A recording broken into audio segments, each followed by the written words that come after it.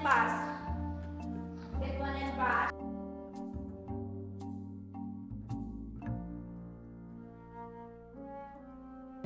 You have 1 hour.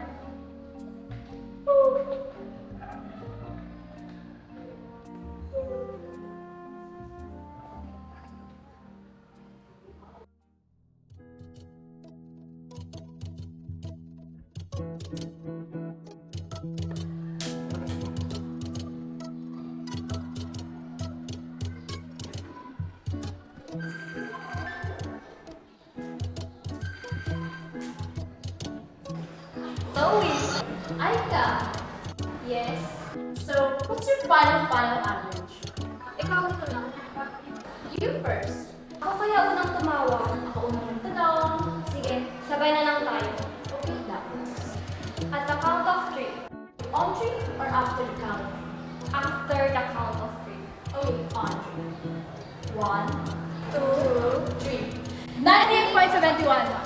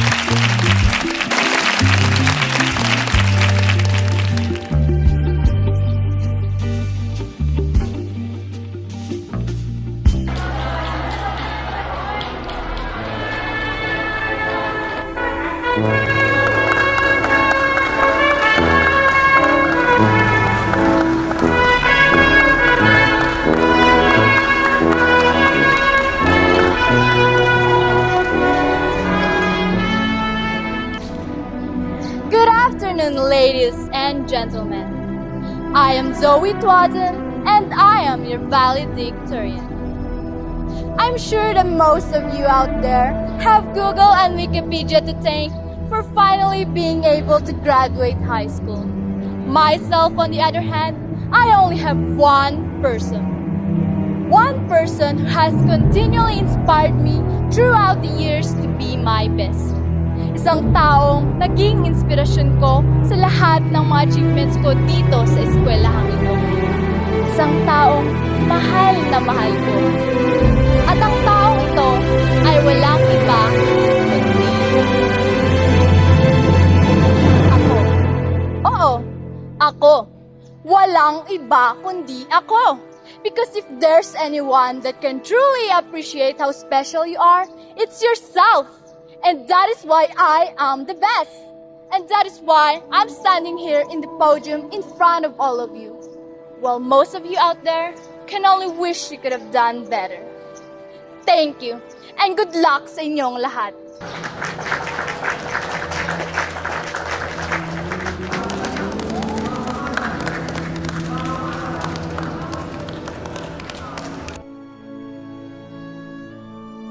So, have you decided on what college you're going to yet? Sa Ateneo, ikaw? Well, I was thinking Yale or Harvard, but you know, nakapasok din naman ako sa Cambridge, so I'm really not sure yet. Mabuti naman. Thank you. Mabuti naman at pakalayo-layo pa na.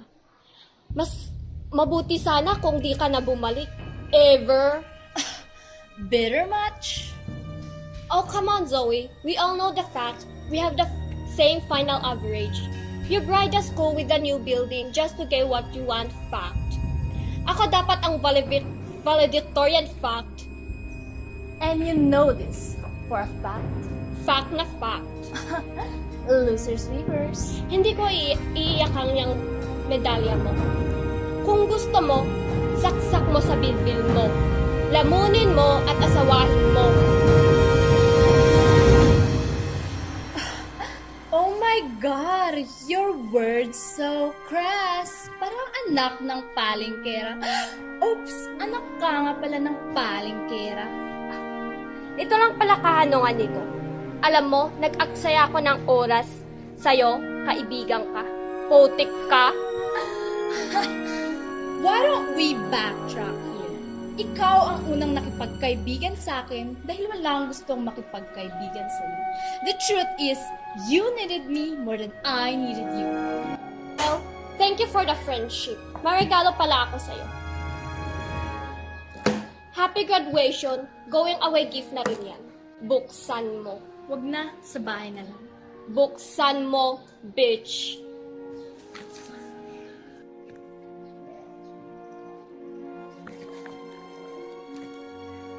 Bangko pills yan. Huwag mo nang tanongin kung saan ko nabil. Ako na magsasabi. Nabili ko yan malapit sa babuyang kung saan ka nararapat. Mayonnaise. Lagyan mo at papakin mo. You're so thoughtful naman. Pero syempre, mas thoughtful pa rin ako. Because I have the perfect gift for you. Happy graduation! I hope you like it. Buksan mo na. Mamaya na. Buksan mo na now.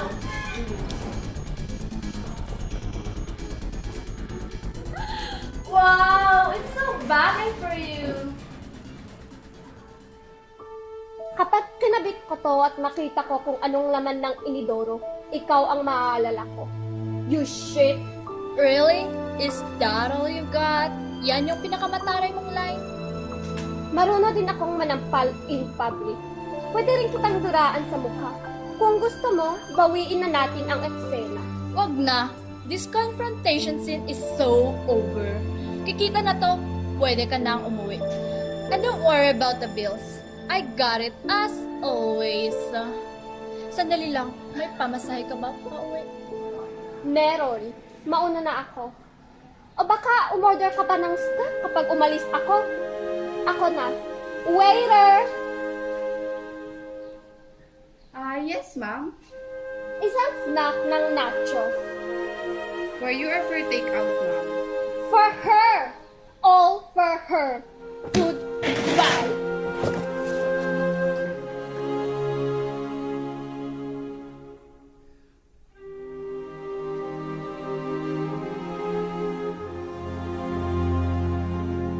Here's your nachos, ma'am.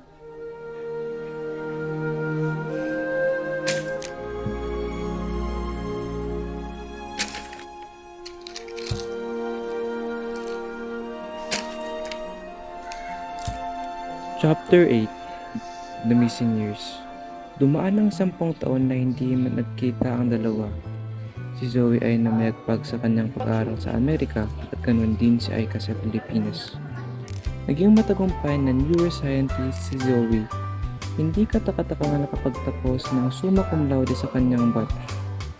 Siya ang kauna-unahang Pinoy o nagkaroon ng karangalan na ito. Nagpursige naman si Aika para manatiling scholarship sa Ateneo. Tinapos niya ang mathematics na may karangalan ding summa cum laude. Desidido na si Zoe sa pagbalik niya sa Pilipinas ay ibang Zoe na ang pakilala ng lahat. Ipinangako rin ni Aika sa kanyang sarili na nasa bagong kabanatan nito ang buhay niya para magtagumpay. Hindi na sapat maging matalino lang, kundi kailangan ding maging maganda. Hindi lang basta maganda, magandang maganda.